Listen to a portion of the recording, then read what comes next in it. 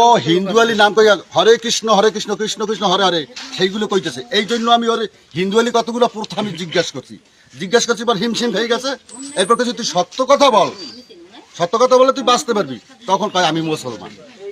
কিন্তু আজকের আপনাকে মুসলমানের পর্যায়ে কোন জায়গাও পুষাইছে, আর ওর মনে কি আছে তা আমরা জানি না, কিন্তু ওর যে কোনো একটা উদ্দেশ্য আছে। আর আমাদের এলাকা কিন্তু খুব একটা ভয়াবহ সংকটের মধ্যে আমরা আছি। এখন আপনাদের রুচি ওকে কি করবেন, আপনারা যখন আছেন আপনাদের সহানুভূতি নিয়ে ওরা কি করা যায় সেটা আপনারা করেন। আমরা তো পাহাড়া দিই গ্রামে, আমি ঘুমানো ছিলাম সামনের খাটে।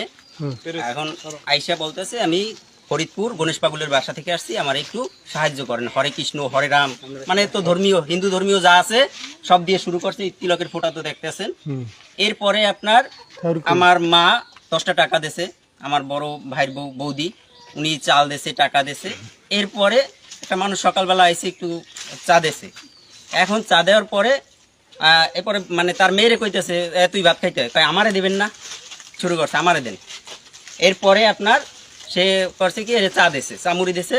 এখন এই কাকা আমার একই বাড়িতে, আমরা একসাথে পাহারা দিছি রাতে, ও আমার এই ডাক দিয়েছে যে স্বপন কি করো, ওই ঘুমাই। এরপরে ওর এনে দেখে সন্দেহ হয়েছে, খাওয়ারই কথা। আর আমার সন্দেহ নেই জন্য গণেশ পাগল বাড়ি দিয়ে আমাদের বাড়িতে প্রায় আসে। এরপরে আপনার আমার সন্দেহ করে দাদা ও বলুন আপনার কাছে, মানে এর সন্দেহ করে আমি কাছে গেছি আর কি। কাছে জিজ্ঞেস করলাম যে আপনার নাম কি? তো প্রথম নাম বলো সুজিত, বাবার নাম অতুল, আপনার বাড়ি কোথায়? আমি জলা কদম বাড়ি মানে কালেকশন দিয়েছি। আমাদের ওখানে পাগল অনুষ্ঠানে 13ই জ্যৈষ্ঠ, এছাড়া কোনো কালেকশন মোটামুটি হয় না আর কি। অন্য কালেকশন থাকতে পারে। আমার প্রথমেই সন্দেহই দাদা বলে দেখি যে কাজ কি বলে, আপনার যদি অন্য সমস্যা থাকে আপনি বলেন যে এই বয়সে আপনি একটা কালেকশন করেন, আপনার তো মনে হয় না নেই। পরে আমি ওই কাকার ডাক দিলাম যে এইটা লোকাইছে, একটু দেখে যায় কোথায় কি মানে জিজ্ঞেস করি। এরপরে ও জিজ্ঞেস করার পর নাম চেঞ্জ করছে, নাম বলছে মোহাম্মদ সোহাগ, বাবার নাম কালাম। এরপরে 3 ভাই বোন কালাম থামো। এরপর আমি কয়েকবার জিজ্ঞেস করছি বা একটা ফোন নম্বর দাও। এই বয়সে একটা লোক একটা ফোন নম্বর জানা, এটা মানে অবিশ্বাস্য বিষয়। এই নিয়ে মানে আমাদের মোটামুটি সন্দেহ হয়েছে। তারপর হিন্দুয়ালি কতগুলো প্রথা আমি ওর কাছে জিজ্ঞেস করলাম। তারপর বলছি তুই কি বাঁচতে চাও না মরতে চাও, কও তুই সত্য কথা কও। এরপর কাঁপার পরে ও বলছে আমি মুসলমান।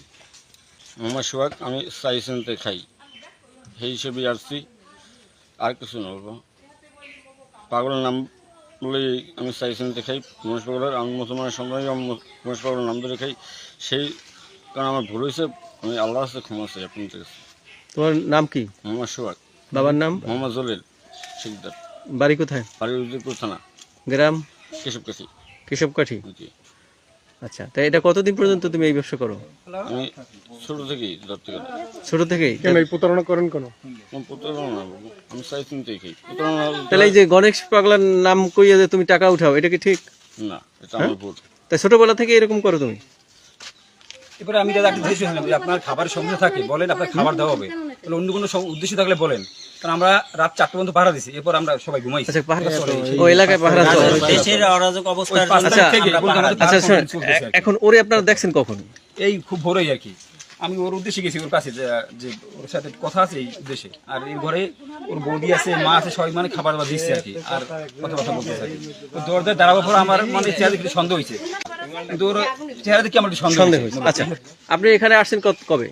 আজকেই। আজকেই? রাত্রে আসছেন? না, সকালে। সকালে আসছেন কিসে? আমি উজুর থেকে আসছি, এতে গাড়িতে আসছি। গাড়িতে ঢুকছেন কোন জায়গায় এই জায়গায় আইছেন কেমনে? উপরে শাওনের দোকান আছে, ওই দোকানে আমি বসে চাটা খাইছি, তারপর ওইখান থেকে এপার আসছি। কোন শাওন? ওই উপর।